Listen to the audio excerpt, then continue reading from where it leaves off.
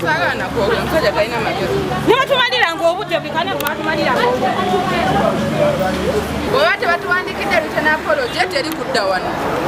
batukoze bubi ekisooka kyebalina okumanya nti fe okujja wano baba tebatusasula natusasula tuze netutuula obudde bwonna buwedde tebatugambye ekiriwo tebatusindikira ne SMS kututegeeza nti tetujja ate ekirala twayingiddemu omuntu waabwe nayagala tusubireyo tuyite mutooli fe tetusobola kuyita mutooli tetusobola no kibi nnyo very bad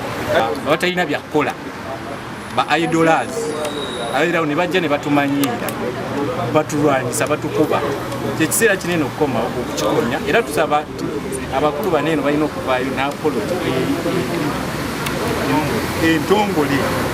entongole egenda okulabikira okugundu bate spokesperson waabwe kuba yabeera atwadressinga yalina okuvaayo okwaapologize otukola eyo nonsense ono gwe batukola otherwise tujja kutekinga naffe resolution tuba boycotting tubalekerawo paka balina kubanga batufudde kyakuzanyiza namawulire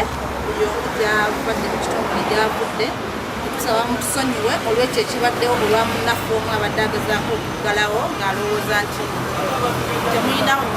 muyina eddembe okujja wano kavalinga press conference naye ate tekibadde kituufu kyakoze tukyetunda ffe nga abakola wano tekibadde kirungi netwetonda n'okuba nti muzze netutasobola kubeera na press conference